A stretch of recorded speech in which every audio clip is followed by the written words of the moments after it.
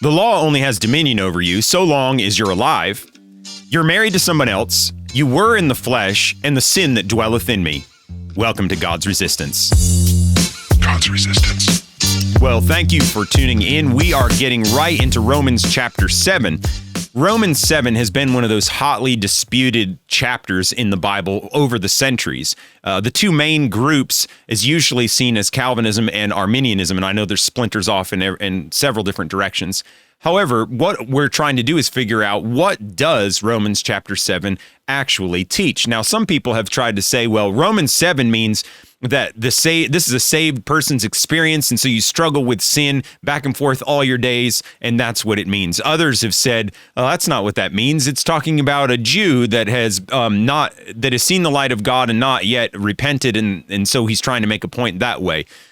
So they have had contentions going back and forth, but if we were to look at the way the thought flow has been going in all of Romans, we realize that he tried to help people to see from the beginning. First of all, the Emperor Claudius made an edict that Jews were to leave Rome because they were such troublesome people. And so they did leave Rome, which left Gentiles in Rome without the Jews. Then after a while, those Jews that had to be expelled came back into Rome, and now we've got two parties, Jews and Gentiles, in the same church.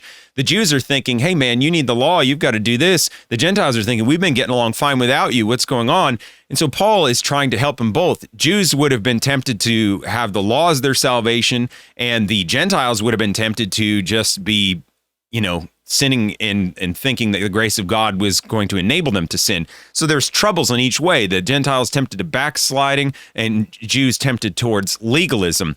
However, this chapter is really dealing with the relationship of the law to sin. And whether that sin is in a believer's life or not, it doesn't matter. Or in an unbeliever's life, it doesn't matter. It is, what is the relationship of the law to sin? Martin Lloyd-Jones did an excellent walk through this, and I can't remember if I agree with every single point that he had made, but I so appreciated his exposition going through all this. However, we're going to do a verse-by-verse look through this, and I think we're probably going to get up to about verse 12, I think 12, 13, something like that. So without further ado, we're going to get right into it. So let's go to Romans 7, 1 over here. Know ye not, brethren, for I speak to them that know the law, how that the law hath dominion over a man as long as he lives. So here he's trying to make or convey a point that the law only has dominion. It's kind of like when you think about policemen. They only have certain jurisdictions, and they cannot perform the functions or enforcing of the law outside of their jurisdiction. And so he's saying the law only has jurisdiction or dominion over the person who is still living. If they're dead, the law doesn't apply to them anymore. They're dead. We understand that, right? Well, he goes on here. He says, for the woman which hath an husband is bound by the law to her husband so long as he liveth. But if the husband be dead, she is loose from the law of her husband. Makes perfect sense, right? If you're married to that person, but if the person dies, the marriage covenant is dissolved because the other person's dead and you can't keep that covenant anymore. Makes perfect sense, right? These are the things that he's trying to get to come across here. Verse 3. So then, if while her husband liveth, she be married to another man, she shall be called an adulteress. But if her husband be dead, she is free from that law, so that she is no adulteress, though she be married to another man. At this point, it's just reiterating the exact same thing. That law isn't binding on the woman anymore if her husband's dead. Nobody looks at her and says she's an adulteress and she's done something wicked, evil, and wrong. But if her husband were still alive and she was doing that, then that would be the case. So you've got troubles there when the person is alive. When they're dead, zero troubles. We understand that. Verse 4, wherefore, my brethren, ye also are become dead to the law by the body of Christ, that ye should be married to another, even to him who's raised from the dead, that we should bring forth fruit unto God. So let's just kind of walk through that for a minute. It says first, wherefore, my brethren, ye also are become dead to the law by the body of Christ. Who's these brothers he's talking about? Well, if we went back up into verse 1, he said, brethren, those that know the law. So some people could make an argument and say that this is speaking to the Jewish people that were amongst the crowd there in Rome. I think that it's more broad than that. I think it's not only is it the Jewish people that are brothers, but these are Jewish people that are saved people.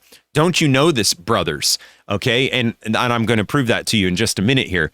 But he says, wherefore, my beloved brethren, my saved Jewish brothers, and I would venture to say the Gentiles are hearing this too, ye also are become dead to the law by the body of Christ. Remember the imagery that we had gone through looking back in Romans 6? It said that we were buried with him in baptism. We died with Christ and were raised again with him. Still the same things going on about death and resurrection with Christ. And he's saying we died to ourselves and we were buried with Christ and baptized into death with Christ and raised again with him. I think this is the same thing that's being talked about here. He's saying ye also are become dead to the law by the body of Christ. Now that you've entered the body of Christ, you are dead to the law. Remember in the beginning, the law only has dominion over you so long as you're alive, but you are dead to the law through the body of Christ.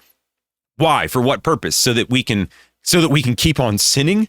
That's oftentimes where people take Romans chapter 7 and make this an excuse for us to keep sinning. Well, this is the normal Christian life. It just says, why do I do the things I don't want to do, but I do them anyways? Oh, I'm just a normal Christian. No, that's not what this chapter is speaking about. But we are told here that the reason that we are dead to the law and we are in the body of Christ is for a purpose. So let's look at that. That you should be married to another, even to him who is raised from the dead, that we should bring forth fruit unto God. In other words, you were married to the law, you were married to sin, before, but now you've died to that. You've entered into the body of Christ. You are married to Christ for what purpose? He said, so that we can bear fruit unto God, which leads me to believe that before that time, we couldn't effectively bear fruit unto God without being married to Christ. So Christ elevates us, doesn't give us an excuse for sin. He brings us above sin and gives us power over it, according to this verse, and of course, according to all of Romans beforehand. And then we move on to verse 5. For when we were, remember I said I was going to prove to you that these people were saved? For when we were in the flesh, the motions of sins which were by the law did work in our members to bring forth fruit unto death. So this were here is very important. He's speaking to these brothers and he's saying, do you remember when we were in the flesh, when we were living that sinful lifestyle, when we were only just looking to the law to save us and yet we had no victory within? He says, do you remember that, brothers? And this sets the tone for this, why do I do the things that I don't want to do? He is then bringing people back, and I believe the Apostle Paul is bringing back into his own experience where he found out that sin was far more than just the actions on the outside, but it was something far more internal and insidious than he had ever realized before. And so he realized that when he tried to take the law in earnest. And so he's trying to bring them to that point to help them understand something. So let's move on here to verse 5. He said, these motions of sin then were stirred up by the law when they were in the flesh. Because you see, if I want to do the things that are right and the law tells me don't, it's like when you tell a child, don't eat those cookies inside that cookie jar. And they didn't think about it before, but the moment you said that to them, all of a sudden, all they can think about is the cookies inside of the cookie jar. And all they want to do is grab the cookies in the cookie jar. Now they're stirred up all sorts of desires within them that weren't there before. And so we wonder what's going on. This is the same thing that's being said here, that when they were in the flesh, the motions of sins, which were by the law, did work in our members to bring forth fruit unto death. In other words, the law telling them no only strengthened the desire to do the evil thing, and the result was they brought fruit forth unto death. But then when we look backwards here, remember in verse 4, he said, we are to be married to another, even to Christ, that we should bring forth fruit unto God. So he was saying when you weren't married to Christ, in verse 5, when you aren't married to Christ, you brought fruit unto death, okay? But now let's move on to verse 6 here. But now, okay, so remember, when ye were, but now. Okay, there's a difference here. When ye were, do you remember, guys? When you were, but now. So, but now we are delivered from the law, that being dead, wherein we were held, that we should serve in newness of spirit and not in the oldness of the letter. So he's not giving an excuse for sin, but he's saying the gospel is a new and a living way. There's something drastically different about this gospel than there is about following a bunch of laws written down on a page, 613 laws. Try and follow them all. There's something more. There's a living principle within. There's a living Christ within. Now we're getting into a section in verse 7 here. And if you're watching this, you will notice that I have highlighted in red sin several different places. And the reason for this is in our English, it just says sin. But if you were to go look inside of, say, a Greek lexicon where it shows you the English and the Greek next to each other, you will find the definite article the before this word that is translated sin, and it is untranslated in the English. And that's very important because if you were to look here, and I can count this while we're looking here, there's 1, 2, 3, 4, 5, 6, 7, 8, and then there's phrases 9, 10, 11, 12, 13. Phrases. There's 8 times where it says the sin, but 13 phrases in all that are speaking about this indwelling sin, the sin, not just one sin, but the sin. So let's move on to verse 7. What shall we say then? Is the law sin? God forbid. Nay, I had not known the sin, but by the law, for I had not known lust except the law had said, thou shalt not covet. Now remember, Paul is referring to when he was the Pharisee of Pharisees and trying to take the law in earnest, and he's trying to help the brothers there to recall the same idea. Do you remember what this was like, guys? When you tried to follow the law, he said what happened was the law helped you have the knowledge of sin and help you have the knowledge of the sin, remember?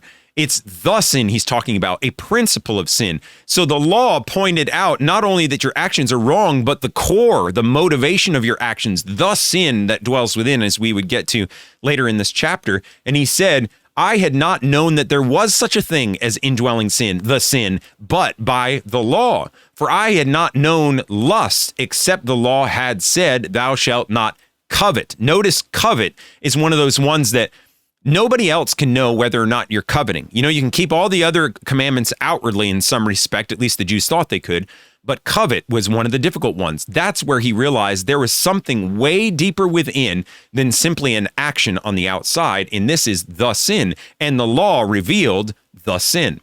Verse 8, but then he says, but the sin, taking occasion by the commandment, wrought in me all manner of concupiscence or evil desire, for without the law, the sin was dead. So this is pretty potent. So he's saying that the sin, that indwelling sin, took occasion by the commandment. The commandment said, this is what you should do. And I would illustrate it this way. You hear that exalt yourself and you'll be, humble yourself and you'll be exalted, but exalt yourself and you'll be humbled. So naturally you think, well, I'm going to humble myself. But the thing that's bad about that is you end up poisoning your own soul, because then you're proud about how humble you are, how much you've humbled yourself. And you see, by the commandment, sin has been revived, and you find that it takes occasion by the commandment. But when there was no law, the sin was dead. We didn't know about this indwelling sin. We didn't know about this corrupt part of the heart that has been as a result of the fall. We didn't know that until sin came and then pointed it out, pointed the essence of sin out. So then we say, for I was alive, verse 9, I was alive without the law once, but when the commandment came, the sin revived and I died. So once the commandment came, then everything that he thought was all fine was suddenly not all fine. Now I realize there is some deep-rooted issue inside of my heart and soul. And then I died. I thought I was alive before, but I died. Verse 10, and the commandment which was ordained to life, I found to be unto death. So the Jew, trying to take this in earnest, found that the law was very much to his death and not to his help at all. So he is in big trouble.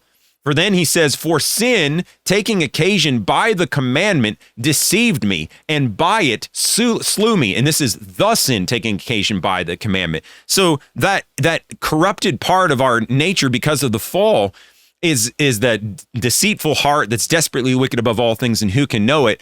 is trying, it's like, I'm saying it's not an it's corruption, but you're deceiving yourself with the sin that dwelleth within you, deceiving yourself thinking that you are better off than you really are. And he said, it deceived me. And then by the law, it slew me because the law still condemned what was going on inside of my heart. Terrible circumstance. Verse 12, wherefore the law is holy and the commandment holy and just and good. So here's the thing. The law is good, listener. The law is not bad, but the law is very good. You and I need the law. The law helps to point out sin, but we don't live under the dominion of the law if we've been freed through Jesus Christ. Lord bless you.